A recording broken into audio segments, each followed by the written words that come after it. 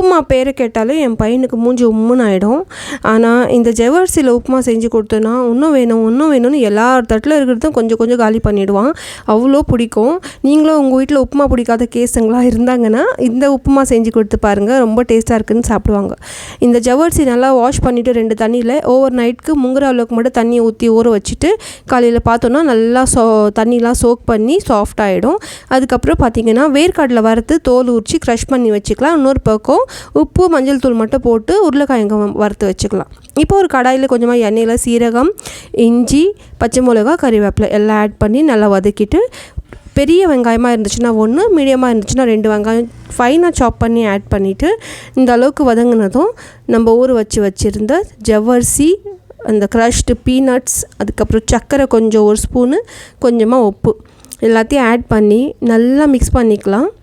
இப்போ ஒரு அரை கப்பு அளவுக்கு தண்ணி இதில் தொளிச்சிக்கணும். அப்போ தான் நல்லா வெந்து வரும், சாஃப்டாக இருக்கும்.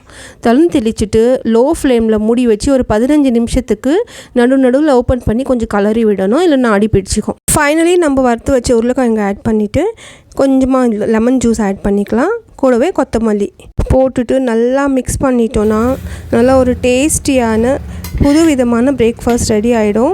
ஜவ்வரிசி உப்புமா கண்டிப்பாக ட்ரை பண்ணி பாருங்கள். நம்ம இதில் பீனட்ஸ் ஆட் பண்ணியிருக்கிறதுனால ப்ரோட்டீனுமே நம்மளுக்கு கிடச்சிடும். ஸோ ரொம்ப டேஸ்டி. குழந்தைங்களுக்கு நீங்கள் லஞ்ச் பாக்ஸில் டிஃபனில் கூட கொடுக்கலாம். ஸோ ஒரு முறை கண்டிப்பாக ட்ரை பண்ணி பாருங்கள். ஸோ இன்றைக்கி நம்ம வீட்டில் இதுதான் பிரேக்ஃபாஸ்ட்டு. இதுக்கப்புறம் பார்த்திங்கன்னா ஆஃப்டர்நூன் லஞ்ச்லாம் சாப்பிட்டு ஈவினிங் க்ராசரி இருந்துச்சு. நாங்கள் எப்பவுமே க்ராசரி எப்படி வாங்குவோன்னு பார்த்திங்கன்னா, நம்ம வீட்டுக்கிட்ட ஒரு சூப்பர் மார்க்கெட் இருக்குது. அம்பர்நாத்தில் இருக்கிறீங்கன்னா உங்களுக்கு தெரிஞ்சிருக்கும், ராகுல் மெகா மார்ட். ஸோ அங்கே தான் வாங்கிட்டு இருந்தோம். அப்புறம் டிமார்ட்டில் ட்ரை பண்ணலான்னு டிமார்ட்லேயும் ட்ரை பண்ணோம். ஸோ 2 இடத்துலையுமே சில ஐட்டம்ஸ் கொஞ்சம் விலை கம்மியாக இருக்குது, சில ஐட்டம்ஸ் விலை அதிகமாக இருக்குது. ஸோ ரெண்டுமே அனலைஸ் பண்ணி எது கம்மியாக இருக்குதுன்னு சொல்லிவிட்டு பாதி சாமான் இங்கேயும் பாதி டிமார்ட்லேயும் வாங்க ஆரம்பித்தோம். சூப்பர் மார்க்கெட்டில் பார்த்திங்கன்னா ஹோம் டெலிவரி தான். ஸோ அது வரட்டோன்னு வெயிட் பண்ணிகிட்டு இருந்தேன், எல்லாத்தையும் ஒன்றா எடுத்து வைக்கலான்னு. குழந்தைங்க பார்த்திங்கன்னா இந்த மாதிரி தனித்தனியாக நான் எடுத்து வச்சுட்டேன்னா பையில் அவங்களே எடுத்துகிட்டு போய் அந்த ரூமில் வச்சுருவாங்க. ஸோ நம்மளுக்கு கிச்சன் ரொம்ப குட்டியாக இருக்கிறதுனால பேண்ட்ரிலாம் தனியாக எதுவும் கிடையாது. செகண்ட் பெட்ரூம் இருக்குது இல்லையா, அங்கே தான் எல்லாமே அந்த ரூம் எங்களுக்கு அப்படின்னு சொல்லலாம். பூஜை ரூம், கிட்ஸ் ப்ளே ரூம், அதுக்கப்புறம் அவங்களோட பெட்ரூம், அதுக்கப்புறம் பேண்ட்ரி எல்லாமே அதுதான்.